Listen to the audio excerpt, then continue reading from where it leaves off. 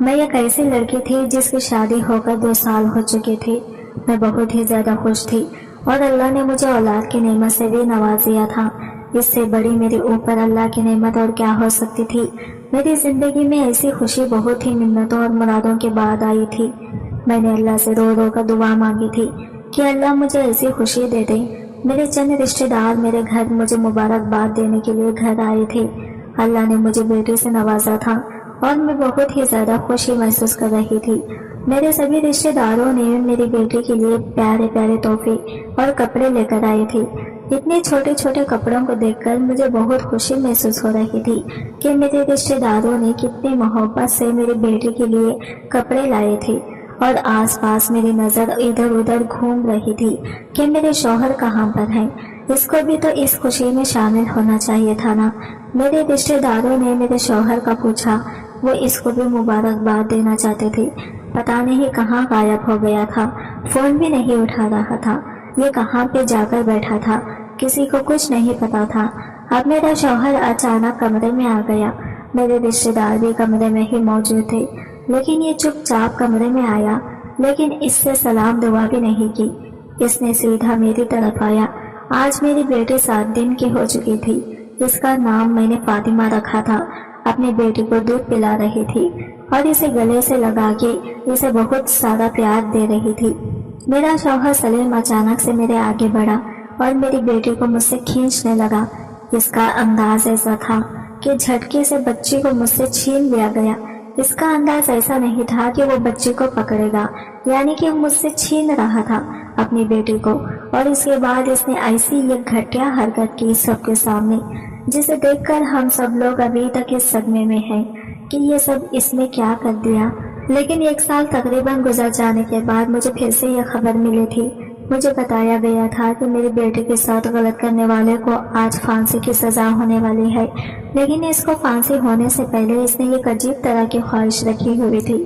اس کی خواہش کو سن کر تو ہم سب لوگ حیران ہو گئے تھے، کیونکہ ہمیں پتا تھا کہ یہ کبھی بھی اس طرح کی بات نہیں کر سکتا۔ پھر اس نے ایسا کیوں کیا؟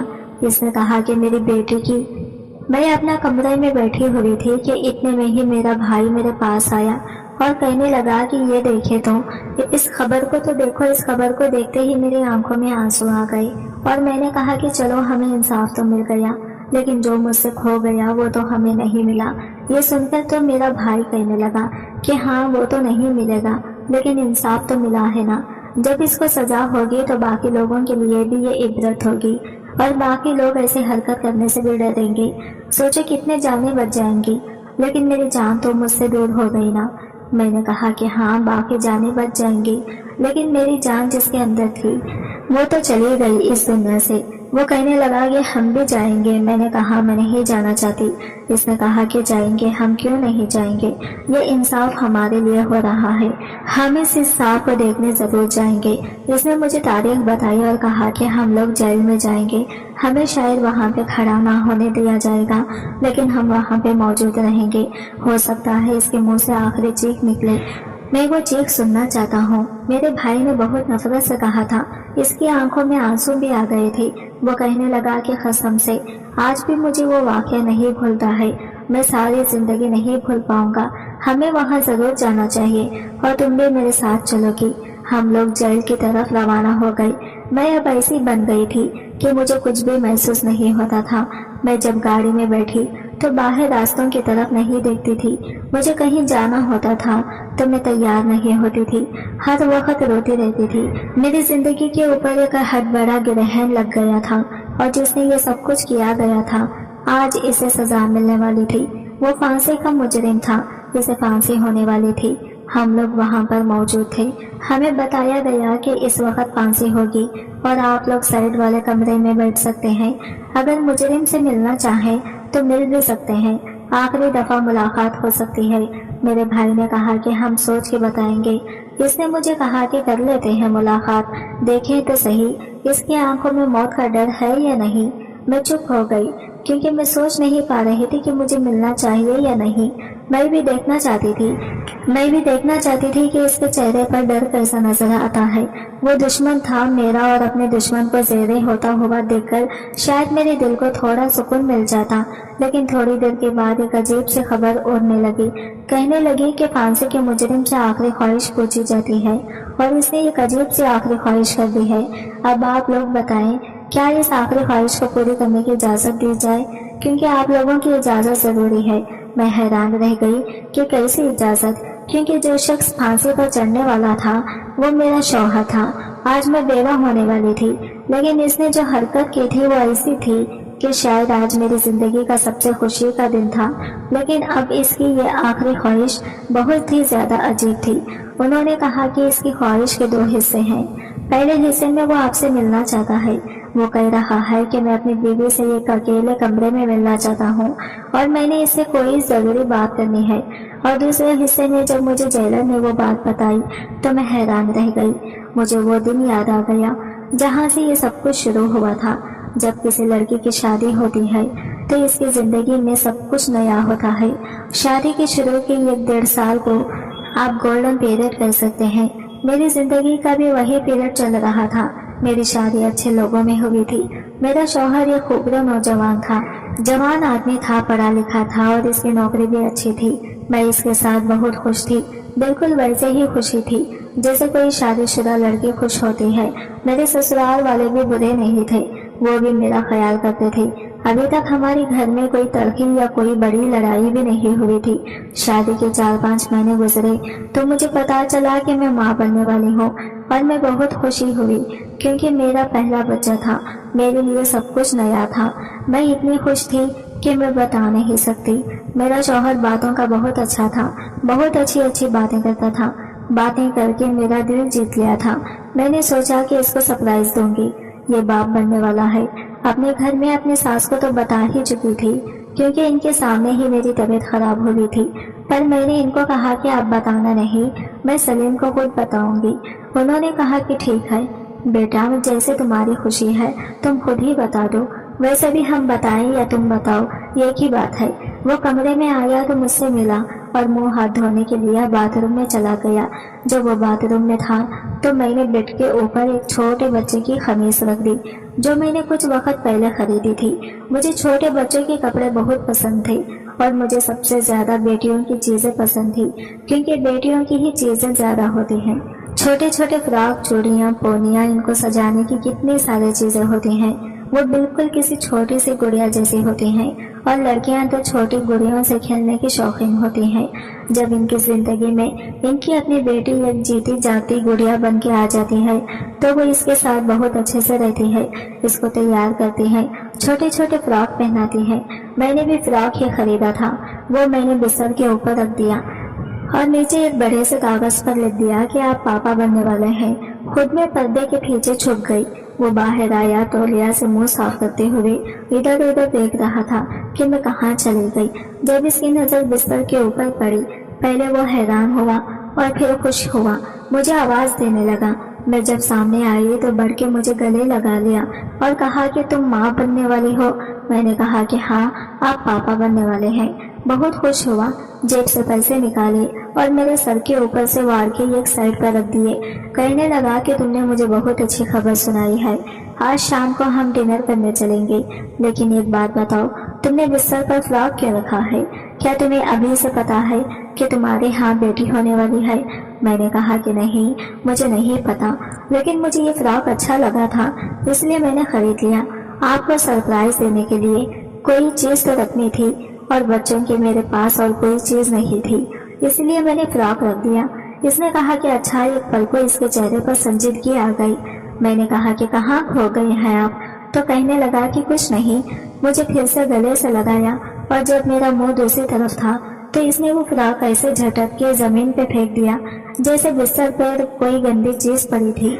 मैंने शीशे में ये मंजर देखा था क्योंकि जिस तरफ मेरा मुंह था इस तरफ से शीशे में मेरे शौहर का मंजर नजर आ रहा था। मैंने जब इसकी तरफ देखा تو اس نے پھر مجھے مسکرا کر دیکھا اور کہا کہ چلو سب کو بتاتے ہیں اور میں مٹھائی بھی لے کے آتا ہوں۔ وہ خوش تو بہت تھا، لیکن اس کی یہ حرکت مجھے کچھ سمجھ میں نہیں آئی تھی، پر خوشی خوشی میں یہ بھی بھول گئی کہ اس نے کوئی ایسی حرکت کی تھی۔ یہ خبر سب کو پتہ چل گئی۔ میں نے اپنے گھر والوں کو بھی بتا دیا، سسرال والوں کو بھی، دوستوں کو بھی، سب کو بتا دیا گیا تھا۔ سب لوگ خوش تھے اور کہہ رہے تھے کہ اچھی بات ہے کہ جلدی جلدی صاحب اولاد بننے والے ہو، کیونکہ آج کل تو معاملات ایسے ہیں کہ شادیاں تو ہو رہی ہیں لیکن بعد میں اتنے مسائل بن رہے ہیں۔ کبھی عورت میں مسئلہ بنتے ہیں تو مسئلہ اور بچے نہیں ہو رہے ہیں۔ تم لوگ خوش قسمت ہو کہ جلدی جلدی اتنی بڑی خوشخبری مل گئی۔ بہت اچھی بات ہے۔ میری ساس بھی خوش تھی۔ ایک دن میں ان کے پاس بیٹھی تھی، میں نے کہا کہ آپ کا ایک بیٹا ہے، 2 بیٹیاں ہیں، میں بھی اپنے گھر میں بڑی بیٹی ہوں اور میرا ایک چھوٹا بھائی ہے۔ آپ کو ایسا نہیں لگتا کہ آج کل ہر گھر میں بیٹیاں زیادہ پیدا ہوتی ہیں؟ میری ساس نے کہا کہ ہاں بیٹا، یہ بات ہے کہ آج کل بیٹیاں زیادہ پیدا ہو رہی ہیں، لیکن اس میں ایسی کون سی بات ہے؟ بیٹی ہو یا بیٹا ہو، اولاد پیدا ہونا ضروری ہے۔ میں نے کہا کہ آپ کے دل میں ایسی کوئی خواہش نہیں ہے کہ آپ کے گھر پوتا پیدا ہو؟ تو وہ کہنے لگی کہ پوتا بھی پیدا ہو جائے گا، پوتی بھی ہو جائے گی، پہلے پوتا ہو جائے پوتی ہو جائے، مجھے اس سے کوئی فرق نہیں پڑتا ہے، کیونکہ بیٹا میں نے دیکھا ہے کہ آج کل ایسے معاملات ہو گئے ہیں کہ لوگوں کے ہاں اولاد ہی نہیں ہو رہی ہے۔ ایسے میں آپ کو کفران نعمت نہیں کرنا چاہیے کہ بیٹی پیدا ہوئی تو بیٹا کیوں نہیں ہوا۔ مجھے میری ساس کی باتیں بہت اچھی لگی، مجھے ان کی سوچ بڑی پسند آئی تھی۔ وہ اچھی عورت تھی، میرا خیال کرتی تھی۔ ویسے بھی گھر میں زیادہ لوگ نہیں تھے، میں تھی، میرا شوہر تھا، چھوٹی ننند تھی جس کی ابھی شادی نہیں ہوئی تھی، بڑی ننند کبھی کبھی آتی جاتی تھی اور سسر باہر کے مالک ہوتے تھے۔ میرا ایک دیور بھی تھا، پر وہ جس جگہ کام کرتا تھا وہیں پہ کھانا کھایا کرتا تھا، کپڑے بھی اس کے وہی لوگ استری کر کے دیتے تھے، اس لیے زیادہ کام نہیں ہوتے تھے۔ ہم لوگ اس گھر کو بڑی خوشی اسلوبی سے بڑے اچھے طریقے سے چلاتے تھے، ایک دوسرے کے ساتھ بڑے خوش رہتے تھے۔ جیسے جیسے دن آگے بڑھنے لگے میرے چہرے پہ بہت سارے دانے نکلنے لگے اور میری ناک چوڑی سی ہو گئی۔ میرے شوہر نے کہا کہ تمہیں پتا ہے جب بیٹی پیدا ہوتی ہے تو چہرے پر دانے نکلتے ہیں اور ناک چوڑی ہو جاتی ہے اور عورت کا منہ عجیب سا ہو جاتا ہے، تمہارے منہ پہ اتنے دانے کیوں نکل رہے ہیں؟ تمہارے ہاں بیٹی ہونے والی ہے؟ میں نے کہا کہ یہ تو مجھے نہیں پتا سلیم، لیکن ہاں میرے منہ پہ بہت دانے نکل رہا ہے اور میری ناک بھی تھوڑی سی پھیل گئی ہے، پتا نہیں ایسا کیوں ہو رہا ہے۔ وہ کہنے لگا کہ جب بیٹا پیدا ہوتا ہے نا تو عورت کی طبیعت بہت زیادہ خراب رہتی ہے، اسے بہت زیادہ الٹی آتی ہے، اسی طرح طرح کی بیماریاں ہو جاتی ہیں، لیکن اس کا چہرہ صاف رہتا ہے۔ تمہارا چہرہ تو خراب ہو رہا ہے لیکن ویسے تمہیں کوئی مسئلہ نہیں ہو رہا ہے، اس کا کیا مطلب ہے؟ میں نے کہا کہ مجھے کیا پتا اس کا کیا مطلب ہے، اور ایسا نہیں ہوتا ہے۔ میری ایک دوست تھی، اس کے ہاں بیٹا پیدا ہوا تھا لیکن اس کے پورے چہرے پہ چھائیاں پڑ گئی تھی، اور آپ کیسی باتیں کر رہے ہیں؟ میں تو نارمل طریقے سے اس کی باتیں سن رہی تھی، مجھے اس وقت کیا پتا تھا اس کے دل میں کیا چل رہا ہے۔ کہنے لگا کہ ادھر ذرا میرے پاس آ کے بیٹھو اور مجھے بتاؤ کہ تمہارا کیا کیا کھانے کا دل کرتا ہے۔ میں نے کہا کہ میرا کرکری چیزیں کھانے کا دل کرتا ہے، چپس، چاٹ، گول گپے، سموسے، پکوڑے۔ اس نے کہا کہ اچھا۔ وہ میری باتیں ایسے سن رہا تھا کہ جیسے میں کوئی مجرم ہوں اور وہ کوئی وکیل ہے، اور وہ میری ساری باتوں کو بڑے غور سے سن کے کہیں نوٹ کر رہا تھا۔ اس نے کہا کہ تمہارا کیک، مٹھائی، حلوہ، میٹھی چیزیں کھانے کا دل نہیں کرتا؟ میں نے کہا کہ نہیں، میرا میٹھی چیزیں کھانے کا دل نہیں کرتا، مجھے تو میٹھی چیزوں سے الٹی آتی ہے۔ تو کہنے لگا کہ اچھا ٹھیک ہے، ویسے سننے میں آیا ہے کہ جب عورت کے ہاں بیٹا پیدا ہونے والا ہوتا ہے تو اس کا میٹھی چیزیں کھانے کا دل کرتا ہے، اور جب بیٹی پیدا ہونے والی ہوتی ہے تو نمکین چیزیں کھانے کا دل کرتا ہے۔ ابھی ہم یہ بات کر رہے تھے کہ میری ساس دروازے کے پاس آئی، وہ مجھے بلانے کے لیے آئی تھی، دستک دے کر اندر آ گئی اور انہوں نے کہا کہ پتہ نہیں کہاں سے تو الٹی سیدھی باتیں سن رہا ہے، جب تو پیدا ہونے والا تھا تو مجھے بھی میٹھی چیزوں سے الٹی آتی تھی۔ جب میری ساس نے ایسی بات کی تو میرے شوہر کا منہ عجیب سا بن گیا، جیسے وہ غلط ثابت ہو گیا، کیونکہ اس کی اپنی ماں نے ہی گواہی دے دی، اور یہ تو کیا لے کے بیٹھ گیا ہے، میٹھی چیزیں، کھٹی چیزیں، چھوڑ ان ساری باتوں کو۔ وہ کہنے لگا کہ 5واں مہینہ شروع ہونے والا ہے، हम लोग जेंडर का पता करवाएंगे। मेरी सास ने कहा कि खबरदार जो तूने इस तरह की हरकत की तो बेटा ये गुनाह होता है, हम कोई जेंडर का पता नहीं करवाएंगे, हम नहीं पता करना कि बेटी है या बेटा है, वैसे भी इसने इस दुनिया में आना ही है, अगर 5वां महीना शुरू हो गया तो समझो 4 महीने और है, ऐसे गुजर जाएंगे। मैं तेरे साथ नहीं भेजूंगी अपनी बहू को, पता नहीं तो वहाँ पे क्या करवाए, बार बार अल्ट्रासाउंड की शर्तें नहीं लगवाते हैं। जब सब कुछ बिल्कुल ठीक जा रहा है तो फिर हमें क्या जरूरत है बार बार अल्ट्रासाउंड करवाने की, ये गुनाह होता है। जब मेरे यहाँ बच्चे होने वाले थे तो मैंने कभी भी पता नहीं करवाया था, तेरे बाप को पता चल गया ना तो वो बहुत बुरा मनाएगा। वैसे भी मैं अपने सास के साथ ही डॉक्टर के पास गई थी और 1-2 दफा ही गई थी। डॉक्टर ने कहा था कि सब कुछ ठीक है, आपका पहला बच्चा इसलिए आपके साथ मामला ठीक है, आपकी सेहत भी अच्छी है, बच्चा भी ठीक है, सब कुछ नॉर्मल है। पर मेरे शौहर के दिमाग में जाने ये बात क्यों बैठ गई थी। जब इसने 2-3 दफा मुझे ज्यादा ही फोर्स करने की कोशिश की और कहा कि जरा पता करवाते हैं तो वो कहें, तो मैंने कहा कि आप क्यों पूछ रहे हैं। पहले तो खोसा गया, फिर कुछ सोच के बोला। इसने कहा कि अरे हमारी पहले औलाद है, हमने शॉपिंग नहीं करनी, अब तुम क्या चाहती हो कि हम लड़के और लड़की दोनों की शॉपिंग करें। देखो इतने पैसे तो नहीं है मेरे पास, एक ही शॉपिंग कर सकते हैं, तो पता तो होना चाहिए कि बेटी है या बेटा। अगर बेटी है तो बेटी के हिसाब से चीजें लेंगे, अगर बेटा है तो बेटे के हिसाब से चीजें लेंगे। मैंने कहा कि लेकिन ऐसी चीजें भी तो ले सकते हैं जो बेटा और बेटी दोनों इस्तेमाल कर सके। तो कहने लगा नहीं, हमारी पहली औलाद है, हम इसके सारे जतन पूरे करेंगे। मुझे इसकी ये बात बड़ी अच्छी लगी। मैंने कहा कि हाँ ये तो बड़ी अच्छी बात कही आपने, तो फिर अब क्या करें। अम्मी ने तो पता करने से मना कर दिया है। तो कहने लगा अम्मी को बताने की क्या जरूरत है, तुम और मैं डॉक्टर के पास चलेंगे, जाके अल्ट्रासाउंड करवा लेंगे और पता चल जाएगा, इसके बाद मैं तुम्हें पैसे दे दूंगा, तुम अच्छे से शॉपिंग कर लेना। मैं तो औरत थी ना, मुझे तो शॉपिंग करने का शौक था और अपनी औलाद के लिए शॉपिंग करने का शौक किसको नहीं होता। इसीलिए इसने मुझे अपनी बातों में लगा लिया और मैं भी इसकी बात मान गई। बिना अपने सास को बताए एक दिन हम लोग घर से निकल गए। मेरी सास की आदत है कि वो सवाल बहुत करती थी, इसलिए नहीं कि इनको कोई तजस्सुस होता था, लेकिन बस इनकी आदत थी। उन्होंने कहा कि कहाँ जा रहे हो बहू, बहू की हालत ठीक नहीं है, इधर उधर जाने के रिक्शा में बिठाओगे। इसको तो कहने लगा कि नहीं, रिक्शे में नहीं बिठाऊंगा, टैक्सी में ले जाऊंगा। और इसका दिल कर रहा है कुछ खाने का, पिज्जा खाने की फरमाइश कर रही है, इसीलिए लेकर जा रहा हूँ। फिर जैसे मेरी ननद ने कहा कि पिज्जा तो घर पर भी आ सकता है, हम भी खा लेंगे। इसी बहाने तो मेरे शौहर को गुस्सा आ गया और इसने कहा कि नहीं, मैं इसको खुद ही अपने साथ लेकर जाऊंगा। सिर्फ बात पिज्जा खाने की नहीं होती है, बंदा कोई बाहर की हवा भी खा लेता है तो थोड़ा इंसान का मूड अच्छा हो जाता है। और हम मियां बीवी के मामले में तुम लोगों का क्या काम है, तुम्हें शर्म नहीं आती है, हमारे साथ इस तरह रह के बातें करती हो, कबाब में हड्डी बनना चाहती हो। मेरा शौहर तो गुस्सा ही हो गया, ये बात वो मजाक में भी तो कह सकता था। मेरी सास ने भी महसूस किया और मेरी ननद भी मुंह बनाकर सर पर बैठ गई कि भाई ने मुझे इतनी सारी बातें सुना दी। मैंने कुछ नहीं कहा क्योंकि मैं अपने शौहर के सामने इस तरह से नहीं बोलती थी। इसके घर वालों के सामने मैं इसकी बहुत इज्जत करती थी। वो कहता था कि कमरे में तो मुझे कुछ भी कर सकती हो, लेकिन बाहर तुमने मेरी इज्जत रखनी है।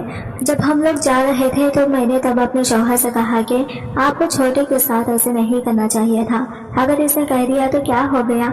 तो कहने लगा कि मुझे पता होना चाहिए ना कि मियाँ बीवी के मामले में नहीं बोलते हैं, और ले जाएंगे इसके लिए वापसी के पिज्जा, खाएगी ठोस लेगी। मैंने कहा कि आप क्यों इतना गुस्से में रहते हैं। तो कहता था कि बस थोड़े दिन का गुस्सा है मेरा, अगर मुझे कोई अच्छी खबर मिले तो मेरा गुस्सा बिल्कुल खत्म हो जाएगा। मैंने पूछा कि कैसी अच्छी खबर, इसने जवाब नहीं दिया। हम डॉक्टर के पास गए, ये वो वाली डॉक्टर नहीं थी जिसके पास मैं पहली बार जा रही थी। इसने मुझे कहा था कि तुम झूठ बोलो कि मुझे दर्द हो रहा था कि वो अल्ट्रासाउंड रिकमेंड करें, वरना डॉक्टर भी कहेगी कि ये लोग क्यों पूछ रहे हैं। मैंने झूठ बोल दिया।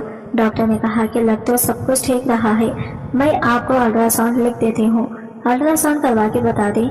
मेरे शौहर ने कहा था कि अल्ट्रासाउंड करवा के हम घर चले जाएंगे, अल्ट्रासाउंड वाले से पूछ लेंगे बेटा है या बेटी, इसके बाद हमें डॉक्टर के पास वापस आने की जरूरत नहीं है क्योंकि तुम्हारी तबीयत ठीक है। मुझे सब कुछ थोड़ा अजीब लग रहा था। खैर जब अल्ट्रासाउंड हुआ, रिपोर्ट हाथ में आ गई, वो आदमी रिपोर्ट भी लिख रहा था और साथ साथ बता भी रहा था कि सब कुछ ठीक है, बच्चे की पोजीशन ठीक है, पानी पूरा है। वो कहने लगा कि बच्चा बेटा है ना, تو اس نے کہا کہ دیکھیں بچے کی پوزیشن اس طرح کی ہے کہ یہ پتہ نہیں چل پا رہا ہے کہ بیٹا ہے یا بیٹی ہے۔ وہ کہنے لگا کہ یہ کیا بات ہوئی، آپ نے ہم سے 1800 روپے لیے ہیں اور آپ ہمیں یہ بھی نہیں بتا سکتے۔ اس نے کہا کہ ہر دفعہ یہ نہیں پتا چلتا ہے، ابھی بھی بچے کی پوزیشن ایسی ہوتی ہے کہ آخر تک بھی پتا نہیں چلتا کہ بیٹا ہے یا بیٹی ہے، اس لیے میں ابھی آپ کو نہیں بتا سکتا۔ آپ 2-4 ہفتے بعد دوبارہ آ جائیے گا، تب شاید اس پوزیشن ٹھیک ہو جائے۔ میرے شوہر کو تو غصہ ہی آ گیا، اتنے جتن کر کے باہر نکلے، الٹراساؤنڈ بھی کروایا 1800 روپیوں کا، باہر ٹیکسی والے کو بھی پیسے دیے اور پتا بھی نہیں چلا۔ وہ بہت غصہ کر رہا تھا۔ اس نے کہا کہ آج کا دن تو میرا بڑا ہی فضول ہے۔ میں بھی چپ کر گئی۔ میں نے کہا کہ وہ چھوٹے کے لیے پیزا، تو کہنے لگا زہر لے جاؤں گا میں اس کے لیے، بڑی آئی پیزا کھانے والی۔ میں نے ایک بات نوٹ کی تھی کہ میرا شوہر کبھی بھی اتنا زیادہ غصہ نہیں کرتا تھا، لیکن آج کل اسے بہت زیادہ غصہ آ رہا تھا اور اس کے غصے کا سارا مرکز اولاد کے موضوع پر ہی تھا۔ میں نے اسے کہا کہ چھوڑے نا، بس تھوڑی شاپنگ کر لیں گے، تھوڑی چیزیں بیٹی کے لیے لے لیں گے، تھوڑی چیزیں بیٹے کے لیے لے لیں گے۔ اگر بیٹا ہوا تو بیٹی کی چیزیں رکھ دیں گے اور اگر بیٹی ہوئی تو بیٹے کی چیزیں رکھ دیں گے، اگلی دفعہ استعمال ہو جائیں گی۔ چیزیں کون سی خراب ہو جاتی ہیں؟ اس بات کا اس نے جواب نہیں دیا اور کہا کہ میرے سر میں بڑا درد ہو رہا ہے، زیادہ باتیں نہیں کرو۔ گھر آئے تو سیدھا اپنے کمرے میں چلا گیا۔ میری ساس نے بھی کہا کہ کیا ہوا اس کو، تو موڈ خراب لگ رہا ہے۔ میں نے کہا جی وہ راستے میں ٹریفک بہت زیادہ تھی، اس لیے ان کا موڈ خراب ہو گیا ہے۔ ان دنوں ہماری لڑائیاں بھی بہت ہو رہی تھی، شاید میرا موڈ خراب ہو رہا تھا۔ جب لڑائی ہو جاتی تھی تو وہ مجھے مناتا نہیں تھا، میں خود ہی اس کے پاس چلی جاتی، معافی بھی مانگ لیتی تھی، کہہ دیتی تھی کہ بس میرا موڈ خراب ہو گیا تھا، لگتا ہے مجھے موڈ سوئنگ ہو رہے ہیں۔ وہ کہتا تھا کہ موڈ سوئنگ بھی لڑکی کی دفعہ ہی زیادہ ہوتے ہیں، تم کیوں بار بار اس طرح کی حرکتیں کرتی ہو، تم مجھے چڑھا رہی ہو۔ میں اس کی باتوں سے تنگ آ گئی تھی۔ اب میں نے اسے پوچھ لیا کہ میں نے کہا کہ کیا آپ کو بیٹے کی خواہش ہے؟ کہنے لگا کہ کیوں نہ ہو بیٹے کی خواہش، مجھے صحت مند اولاد کی خواہش، کہ کیوں نہ ہو بیٹے کی خواہش، مجھے صحت مند اولاد کی خواہش ہے، لیکن اگر بیٹا ہو جائے تو اس میں کیا برائی ہے؟ بیٹے کی خواہش تو بڑے بڑے لوگوں نے کی ہے، نبیوں نے بھی اللہ سے بیٹے مانگے ہیں۔ میں تو ایک عام انسان ہوں، اگر میں بیٹے کی خواہش کروں گا تو کیا یہ برا ہے؟ میں نے کہا کہ نہیں، میرا یہ مطلب نہیں تھا، لیکن دیکھیں ہماری پہلی اولاد ہے، اگر بیٹی بھی ہو جاتی ہے تو کیا ہو جائے گا، بیٹا بعد میں ہو جائے گا۔ وہ کہنے لگا کہ نہیں، تم میری بات نہیں سمجھو گی۔ وہ ان دنوں اپنی ایک دوست کے ساتھ بھی لڑائی جھگڑا کر رہا تھا۔ میں نے اس کی باتیں سن لی۔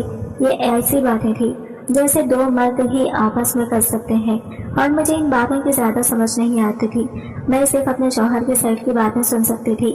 وہ کہہ رہا تھا کہ ایسی کوئی بات نہیں ہے، میں بالکل ٹھیک ہوں، میں پوری طاقت میں اور پوری جان میں ہوں، تو نے مجھے نہیں دیکھا، تیرے سے زیادہ مضبوط ہڈیاں ہیں میری۔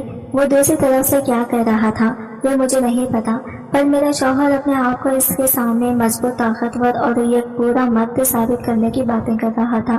پھر کہنے لگا کہ ہاں 3 ہی مہینے رہ گئے ہیں، ہو جائے گی یہ بات بھی ثابت۔ بڑا آیا تو اس طرح کی باتیں کرنے والا دوست ہے یا دشمن؟ مجھے پتا ہے ہم نے دوسروں کے لیے باتیں کی ہیں، لیکن ہم پہ یہ وقت نہیں آئے گا۔ پھر وہ دن بھی آ گیا جب میرے ہاں اولاد ہونے والی تھی اور میرے یہاں بیٹی پیدا ہوئی۔ جب یہ بات باہر بتائی گئی، ظاہر میں اندر تھی تو مجھے نہیں پتا کہ باہر سب کے رویے کیسے تھے، پر ایک نرس واپس آئی تو کہنے لگی کہ آج بھی ایسے لوگ ہیں جو بیٹی پیدا ہوتی ہے تو منہ بنا لیتے ہیں۔ اس ہاسپٹل میں اور بھی بہت سے بچے پیدا ہو رہے تھے، آج پورے 7 بچے پیدا ہوئے تھے۔ ابھی اور عورتیں لائنوں میں لگی تھی، پتا نہیں وہ کس کی بات کر رہی تھی، پر مجھے ایسا لگا کہ جیسے میرے شوہر کی ہی بات کر رہی ہے۔ میری ساس نے بہت اچھے طریقے سے استقبال کیا، گھر میں سجاوٹ کے کھانا پکایا، لوگوں کو بلایا، مبارکباد دینے کے لیے لوگ آنے لگے۔ میرے گھر والے بھی، میرے رشتہ دار، دوست سب موجود تھے۔ میری بیٹی کا نام فاطمہ رکھ دیا گیا اور سب لوگ نے خوشیاں منائی۔ میرا شوہر اس سب میں خاموش تھا۔ رات ہوئی تو میں نے کہا کہ آپ نے تو بیٹی کو اٹھایا بھی نہیں، تو کہنے لگا کہ میں اتنے چھوٹے بچے کو نہیں اٹھا سکتا ہوں، مجھے عجیب سا لگتا ہے، جب تھوڑی بڑی ہو جائے گی تو اٹھا لوں گا۔ لیکن اس نے اس کے بعد سے بھی میری بیٹی کو ہاتھ نہیں لگایا تھا۔ وہ 7 دن کی ہو گئی تھی۔ آج میرے کچھ رشتہ دار مبارک دینے آئے تھے۔ میرا شوہر صبح سے غائب تھا، جب آیا تو اچانک میری طرف پڑا اور میری بیٹی کو مجھ سے عجیب طریقے سے چھینا۔ اتنے چھوٹے بچے کو اٹھانے کے لیے طریقے سے اٹھانا پڑتا ہے، اس کی گردن کے نیچے ہاتھ رکھنا پڑتا ہے، اس کی کمر کے نیچے بھی سہارا دینا پڑتا ہے، لیکن اس نے ایسے اٹھایا جیسے کوئی کسی بلی کو اٹھاتا ہے، اور اس کے بعد اس نے میری بیٹی کو اس دنیا سے روانہ کر دیا۔ اس کے ہاتھ میں ایک ہتھیار تھا، اور یہ ہتھیار جس سے بڑے بڑے لوگوں کو اس دنیا سے روانہ کیا جاتا ہے، اسی کا استعمال کیا اس نے۔ ہمارے کان بند ہو گئے تھے، ہمیں 5 دفعہ بہت تیز آواز آئی تھی۔ میرے کمرے میں اس وقت میرے دیور کی بیوی، میرا ایک بھائی اور میرا ایک چاچو موجود تھے جو مبارکباد دینے کے لیے آئے تھے۔ میری ساس بھی بھاگی بھاگی آ گئی تھی۔ یہ منظر دیکھ کر حیران رہ گئی، اور میرا شوہر وہاں سے بھاگ گیا۔ اس نے اپنی ہی بیٹی کو اس دنیا سے روانہ کر دیا، کیونکہ اس کو بیٹا چاہیے تھا۔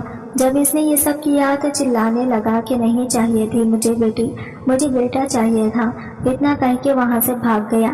کہاں پہ بھاگا، کس طرف گیا، میرے تو اوسان خطا ہو گئی، میں بے ہوش ہو گئی، اور میرے رشتے دار، اس کے بچے بھاگے، لیکن اسے پکڑ نہیں پائے۔ میری حالت اتنی بری تھی کہ مجھے نیند کی دوائیاں دے کر سلایا گیا۔ مجھے بار بار خوشی کے دورے آتے تھے۔ میں کہتی تھی کہ بس میری بیٹی کو کسی طرح واپس لے، اور میری بیٹی مجھے واپس دے دو، پر میری بیٹی تو مٹی کے حوالے ہو گئی تھی۔ مجھ پہ وہ وقت بہت برا تھا۔ آج جب اس کو اس کی سزا ملنے والی تھی تو مجھے ایسا لگتا تھا کہ جیسے ہی اس کو سزا ملے گی، میرے اندر جو کچھ ٹوٹا تھا وہ واپس سے ٹھیک ہو جائے گا۔ ہم لوگوں نے بہت مصیبتیں جھیلی تھی، کبھی کسی نے ہمارا ساتھ نہیں دیا، کبھی قانون نے ہمیں ذلیل کیا تو کبھی پولیس والوں نے، لیکن بالآخر کافی عرصے کے بعد، کافی وقت کے بعد سلیم کو پکڑ لیا گیا اور اسے سزا ہو گئی۔ اسے پھانسی کی سزا ہوئی تھی۔ بیچ کو صرف اتنا کہنا ہی کافی تھا کہ اس نے اپنے 7 دن کی بیٹی کے ساتھ ہی سب کچھ کیا، اور اس نے فوراً سے ہی فیصلہ کر دیا۔ اس نے کہا کہ میں ڈبل تاریخیں بھی نہیں ڈالوں گا، صرف ایک تاریخ ڈال گئی تھی، وہ بھی کچھ ثبوتوں کو جمع کرنے کے لیے۔ اس کے بعد فوراً سے فیصلہ کر دیا گیا تھا۔ یہ مفرور ہو گیا تھا، اس کو بڑی مشکل سے پکڑا گیا تھا، پتہ نہیں کتنے چھاپے مارے گئے تھے، تب کہیں جائیں یہ پولیس کی گرفت میں آیا تھا۔ اور جب یہ پولیس کے پاس تھا تو اس کی ایک ویڈیو بھی جاری ہوئی تھی، اور اس ویڈیو میں اس کی شکل دیکھ کے ایسا لگ رہا تھا کہ اس نے کچھ کیا ہی نہیں ہے۔ اس کو اپنے کیے پہ کوئی افسوس نہیں تھا۔ اگر کسی چوری کے مجرم کو بھی پکڑا جاتا ہے اور وہ پولیس کے سامنے کھڑا ہوتا ہے تو وہ بھی سر جھکا کے کھڑا ہوتا ہے، اس کی بھی آنکھیں نیچے ہوتی ہیں، لیکن یہ منہ اٹھا کے کھڑا ہوا تھا کہ جیسے جو کیا ہے ٹھیک کیا ہے۔ اور جب پوچھا گیا کہ ایسا کیوں کیا تو یہی کہہ رہا تھا کہ مجھے بیٹے کی خواہش تھی۔ میرے دوستوں کے ساتھ شرط لگی تھی کہ جو جوان اور مضبوط مرد ہوتے ہیں ان کے یہاں بیٹیاں نہیں بیٹے پیدا ہوتے ہیں۔ اگر میرے ہاں بیٹی پیدا ہوئی تو اس کے بعد انہوں نے میرے خلاف باتیں کرنی شروع کر دی۔ انہوں نے کہا کہ پھر تو مرد ہی ہے ہی نہیں، اس لیے میں نے غصے میں آ کر یہ سب کچھ کیا۔ پولیس نے کہا کہ اس کے ان دوستوں کو بھی پکڑا جائے اور ان کو بھی سزا کے طور پر 6 مہینے زیادہ جیل کی ہوا کھلائی جائے، جنہوں نے اس کے دماغ خراب کیا۔ لیکن یہ کوئی چھوٹا بچہ نہیں تھا کہ ان کی باتوں میں آ گیا۔ آج اس نے آخری خواہش یہ کی تھی کہ وہ پہلے مجھ سے ملنا چاہتا تھا۔ اس کی خواہش کا پہلا حصہ یہ تھا کہ وہ مجھ سے بات کرنا چاہتا تھا۔ میرے بھائی نے صاف انکار کر دیا اور کہا کہ اس سے کہو کہ ایسے ہی مر جائے، لیکن پھر میں نے اپنے بھائی سے کہا کہ میں بات کرنا چاہتی ہوں۔ میرے بھائی نے مجھے کہا کہ اس کی آخری خواہش پوری مت ہونے دو، اس کو اسی طرح اس دنیا سے جانے دو۔ میں نے کہا کہ نہیں، مجھے بات کرنی ہے۔ پولیس والے نے مجھے کہا کہ آپ اس طرف آ جائیں، آپ کی ملاقات کروا دیتے ہیں۔ میں اس طرف جا کے کھڑی ہو گئی۔ سامنے ایک جالی تھی، جالی کے پیچھے اس کو لے کے آنے والے تھے، اور تھوڑی دیر کے لیے ہمیں اس کمرے میں اکیلا بھی چھوڑ دیا جاتا، کیونکہ یہی اس کی آخری خواہش تھی۔ لیکن بیچ میں سلاخیں اور جالی لگی ہوئی تھی۔ پتہ نہیں وہ مجھ سے کیا بات کرنا چاہتا تھا۔ کیا وہ مجھ سے معافی مانگنا چاہتا تھا کہ اس نے ہماری اولاد کے ساتھ یہ سب کچھ کیا؟ ارے کوئی دوسرا بھی ایسا کرتا تھا تو انسان کس طرح یہ سب کچھ برداشت کر لیتا، لیکن اپنے ہی باپ نے جب ایسا کیا ہو تو انسان کیسے برداشت کرتا ہے؟ مجھے نہیں پتا کہ میں اس بات کو کیسے برداشت کر سکتی تھی۔ ہمارا معاشرہ بڑا ظالم ہے۔ مجھے لوگوں نے ایسی ایسی باتیں بھی سنائی اور کہا کہ کوئی بات نہیں ہے تو تمہارا شوہر معاف کر دو، اس پہ کیس کیوں کیا ہے، اس کو پکڑوا کیوں رہی ہو، کوئی بات نہیں، اللہ تمہیں بیٹا دے دے گا تو وہ بھی تمہارے ساتھ خوش رہے گا، اولاد تو چلی گئی ہے، اپنے سہاگ کو بچا لو۔ جب مجھے ایسے ایسے مشورے ملے تو میرا دل خون کے آنسو روتا تھا کہ یہ کس قسم کے لوگ تھے۔ اگر یہی سب کچھ ان کے اپنے ساتھ یا ان کی اپنی اولاد کے ساتھ ہوتا تب بھی ایسی باتیں کرتے۔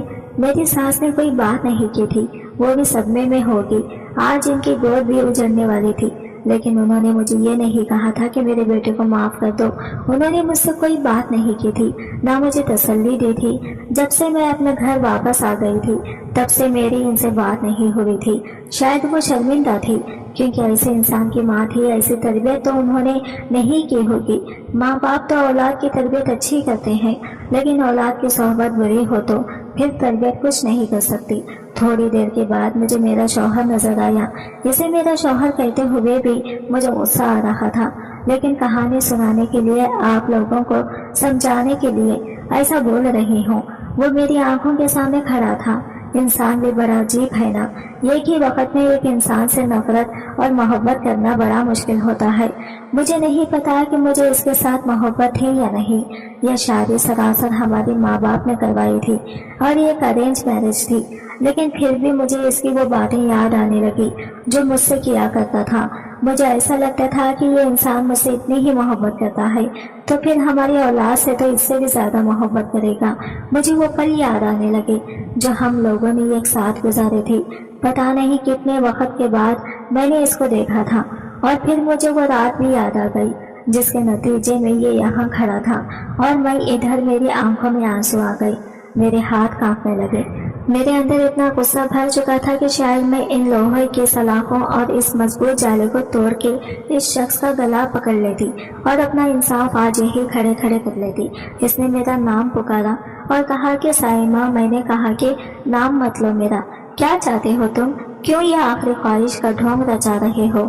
تمہارے جیسے آدمی کو تو آخری خواہش کا حق بھی نہیں ہونا چاہیے۔ بولو کیا چاہتے ہو تم؟ کہنے لگا تم ابھی بھی میری بیوی ہو، میری بات تو سن لو۔ میری بات سنو تو میری بات بہت غور سے سننی ہوگی۔ میں یہاں سے نکلنا چاہتا ہوں، میں بھاگنا چاہتا ہوں یہاں سے، تم میری مدد کرو۔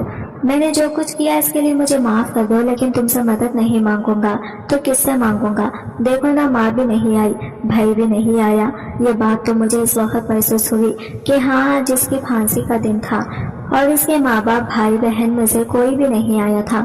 میں بھی تماشا دیکھنے آئی تھی، اس سے ملنے کے لیے نہیں، اور اگر وہ اس طرح کی خواہش نہ کرتا تو میں اس سے کبھی ملتی بھی نہیں۔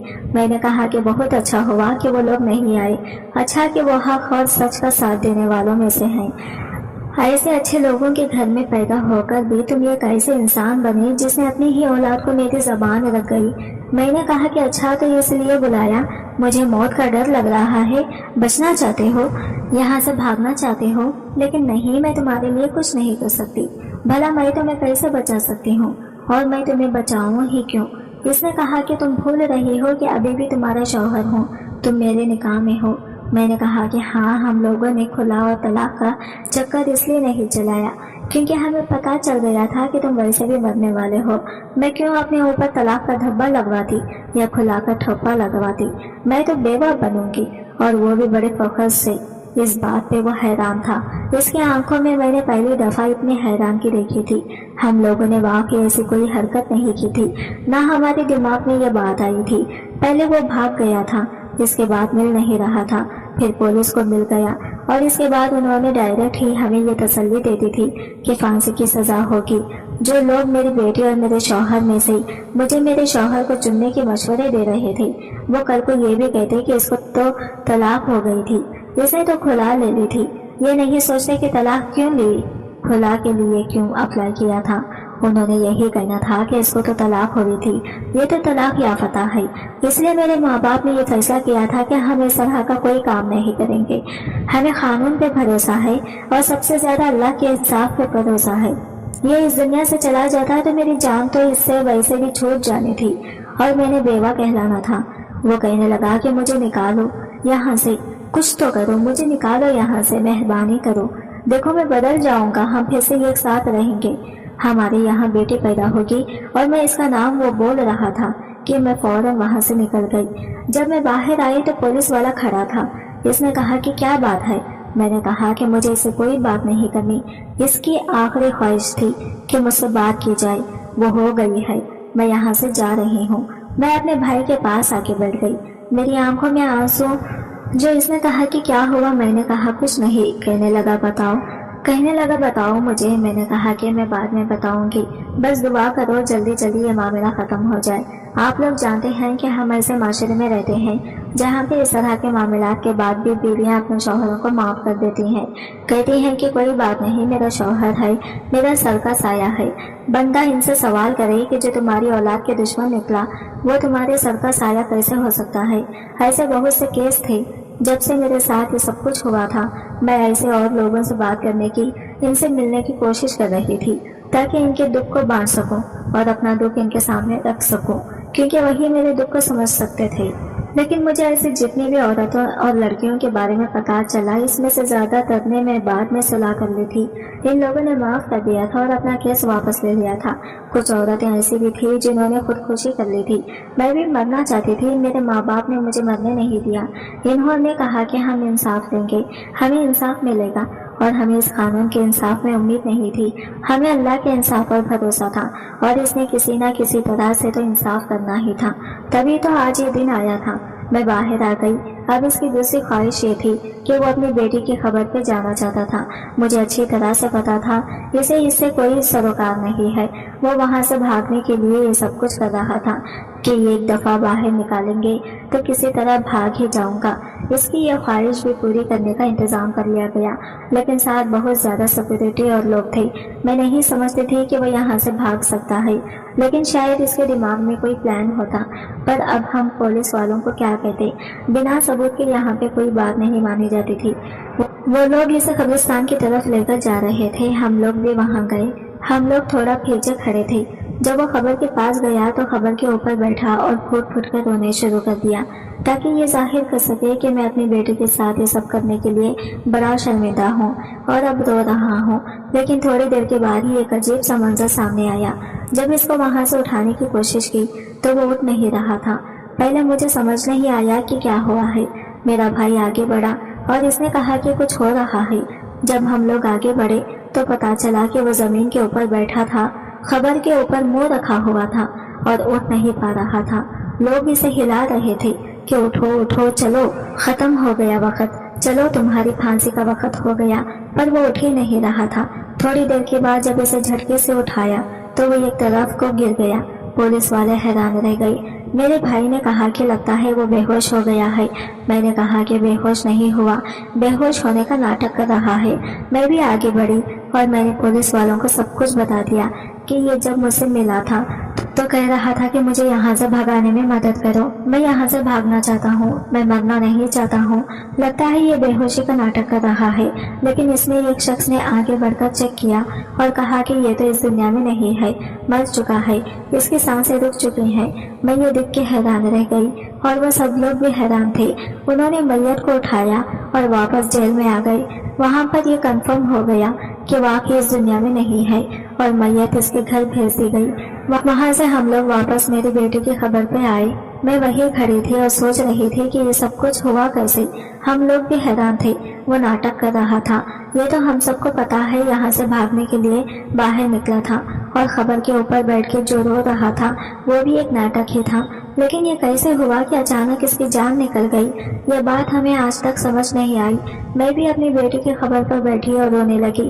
میں نے اس سے کہا کہ تمہارا انصاف ہو گیا ہے میری جان، میری ننھی پری، میری چھوٹی سی پھول جیسی بیٹی، تم تو اس دنیا میں ابھی ابھی آئی تھی، تم نے تو ٹھیک سے اپنی ماں کو دیکھا بھی نہیں تھا، میں نے تمہیں محسوس بھی نہیں کیا تھا اور تمہیں مجھ سے دور کر دیا گیا، تمہیں میری زندگی کا سب سے بڑا منظر بنا دیا گیا، اور تم ہمیشہ میرے دل میں زندہ رہو گی اور میں تمہیں کبھی نہیں بھولوں گی۔ تم میری جان ہو، تمہیں میں نے اپنے جسم سے پیدا کیا تھا، تمہارے لیے میں کچھ بھی کرنے کو تیار تھی۔ وہ تمہارا باپ تھا، یہ ہم دونوں کی بدقسمتی تھی، اور اب وہ اس دنیا میں نہیں رہا ہے۔ مجھے ایسا لگتا تھا کہ میری بیٹی نے خود ہی اپنا بدلہ لے لیا۔ جب وہ منحوس آدمی اس کی خبر پہ سر رکھ کر رونے کی ایکٹنگ کر رہا تھا تو شاید کسی طرح وہیں پر اس کی جان نکل گئی۔ بہت اچھا ہوا اس کے ساتھ۔ میں ایک دل میں کوئی افسوس نہیں ہے، اور میں آپ سب سے بھی کہنا چاہتی ہوں کہ بیٹیوں کا عذاب سمجھنا چھوڑ دیں، بیٹیوں کے ساتھ اچھے سے پیش آئیں، اچھی اچھی تصویریں بنائیں، ویڈیو بنائیں، ان کو اپلوڈ کریں، دنیا تک پہنچائیں، لوگوں کو یہ دکھائیں کہ گھر میں بیٹیاں پیدا ہونا کوئی عذاب نہیں ہوتا ہے۔ اس چیز کو نارملائز کرنے کی کوشش کریں، اور اگر بیٹی پیدا ہوئی تو کچھ برا نہیں ہوا ہے۔ آپ کے ساتھ کچھ برا نہیں ہوگا۔ سوشل میڈیا بہت بڑی پاور ہے، اس کا استعمال کریں، اپنے بیٹیوں پہ فخر کریں، ان کے پیدا ہونے پر خوشیاں منائیں تاکہ اس معاشرے میں یہ چیز ختم ہو جائے۔ ابھی تک نہیں ختم ہو پا رہی ہے۔ میری بیٹی تو اس دنیا سے چلی گئی، لیکن میں دعا کرتی ہوں کہ دنیا کی کسی ماں کے ساتھ بھی اتنا برا نہ ہو جتنا میرے ساتھ ہوا ہے۔ آج کی ویڈیو کہانی آپ کو کیسی لگی کمنٹ کر کے ضرور بتائے گا، اور ویڈیو اچھی لگی ہے تو لائک شیئر ضرور کیجیے گا، ہمارے چینل کو سبسکرائب